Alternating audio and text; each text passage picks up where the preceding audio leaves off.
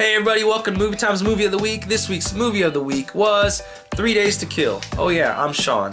Kevin Costner is the starring role in this film. Amber Heard is the second billed name, which is kind of weird because she spends maybe a total of 5 minutes in the film if you put all of her, parts together.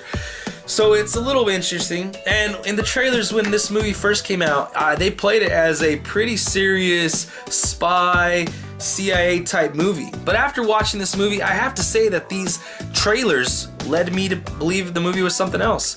I don't believe that this was a pure, CIA spy action film. I do think that there was some really good spy action scenes in there with Kevin Costner doing a damn good job for a man his age. I've never seen him do anything like this before. I thought he did great.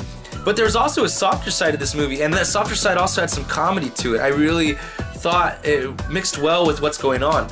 In the movie, Kevin Costner plays this CIA agent that has to get out of the game essentially because he's sick. So due to this, he goes back to Paris, France to want to be with his estranged wife and his estranged daughter. He doesn't have a great relationship with either of them. The wife knows what he does, the daughter doesn't. And so it's kind of interesting to see where it goes from there. He's trying to get back this life that he never had or he had to let go. And it's really interesting just to see how he goes about it.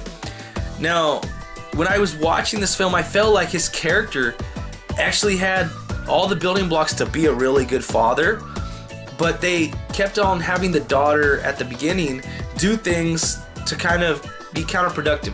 And I guess that's what happens when you're faced with this kind of situation. Somebody comes back from 5-6 years of being absent from your life, and you kind of like, you stand up to them like, what are you doing here? I don't need you. You don't need, get away. And so they do that. They manufacture those moments where it's I wish they would have done a little bit more naturally. Some of it really seemed really pushed in there to make that awkwardness happen.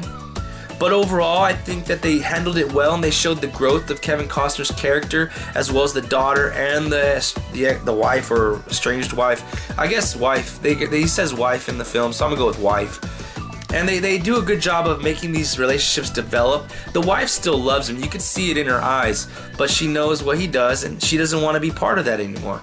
Those relationships build over time, and it gets you more engrossed with who they are, and I really enjoy that. When a movie can do that and get me to really go for it and fall for it, I like that. So after those first beginning parts where they felt manufactured to make that awkwardness, to go from there to where they end the movie at with them being however their relationship is, however that evolved, I felt that evolution was a good evolution. I really enjoyed seeing that. Again, the parts of the movie where they're getting into that family of, the evolution of the chemistry, the relationships, I felt that was really nice, and it drew me in, and they had comedy in there with that stuff. They had comedy with other characters as well that kind of connected with Kevin Costner's character, and it wasn't like they kind of put the spy stuff aside at the time. And they kind of looked at each other and want to help each other out because they know where each other's coming from. So I really enjoyed that. It was a lighthearted spy movie, I guess you would say, but it does have good action scenes in it. Even though I say lighthearted, doesn't mean that it's rated PG or anything like that. It does show blood. It does show people getting killed and shot. So even though it has that lightheartedness, it still has that good spy action. So I really enjoyed that side of it. I enjoyed the relationship side of it. I overall thought it was a pretty decent movie. It's not something I'm gonna write home to mom about. Not something I'm gonna say is gonna deserve an Academy Award nomination. But I do think it's worth checking out on Netflix because that's where it's at right now.